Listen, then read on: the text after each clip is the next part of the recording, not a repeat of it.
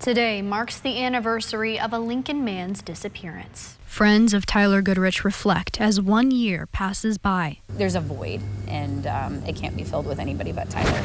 Tyler's father discusses the heart-wrenching emptiness he's feeling. I think the only way we can truly get closure is either he walks up the driveway and comes home, or they find a body. And Tyler's husband is holding out hope. Please come home. Good evening, everyone, and thank you for joining us. I'm Mackenzie Johnson. It's the missing persons case that has captured the attention of thousands around the country. But as the search moves forward, Tyler Goodrich's family and friends are reflecting on the year that has passed. You know, you still look for him everywhere you go. Even during this conversation, when a car drives by, my eyes go up because I look in the car. I just can't help myself from doing that. So there's some ways that we haven't moved forward at all, but in other ways, I think we've made leaps and bounds. It's hard to fill the emptiness, and it's, again, hard to think about tomorrow, next week. 1 year ago, on November 3rd, Tyler Goodrich ran out of his garage near Southwest 12th and West Burnham Streets. He and his husband, Marshall Vogel, had gotten in an argument, prompting Goodrich to leave. But he never returned, and there has been no trace of him since. Vogel, who shares 2 children with Goodrich, says it's been difficult to navigate everything in the past year. This is just never something that you would ever imagine to happen or have to go through. And so there's just no book or no do this day, or when you're feeling like you can't get out of bed, do this and it'll help.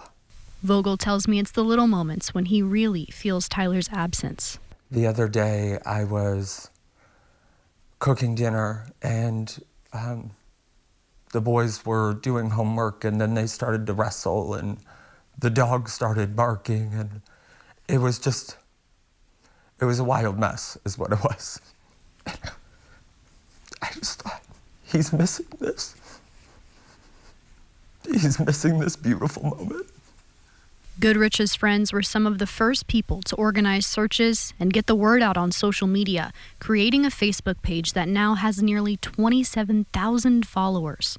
They say there's been a void at birthdays, get-togethers, and other events in the past year, and the lack of movement in the case is a tough pill to swallow. We know no more today than we did a year ago. And that is a really, really hard thing for me to cope with. It's still kind of a surreal experience because we don't have any answers. We don't know. Like, it's just your best friend just is gone. Tyler's father, Lonnie, agrees. He says Tyler would have never just up and left. Family meant too much to him.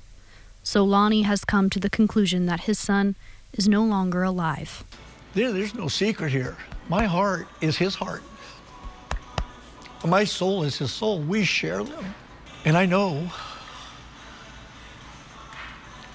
that he's not just out playing games somewhere, living a good life. If he's gone, if death has happened, I can handle that. But not knowing is something that just eats away at you. It just eats away at you. But Tyler's husband is refusing to give up hope. And until I get some sort of evidence or reason to think otherwise, he is still alive and he is coming home. None of Tyler's friends or family is going to stop searching, but their biggest fear is that others will. When it continues this long, at what point in time do people quit thinking about him? When does his face no longer resonate with them? Yes, if he's gone for 20 years, I will still be looking for him. But I can't get that into my head, that idea of how you can even continue on looking daily and wondering daily and hoping daily and praying daily for the same result that in a year has avoided us or evaded us, and we don't have no closure. On the anniversary today, the Goodrich family is asking everyone to do something that makes you happy to remember Tyler. Tomorrow night, we'll be hearing from the Lancaster County Sheriff's Office on their investigation. And the private investigator tells us the leads they're following now.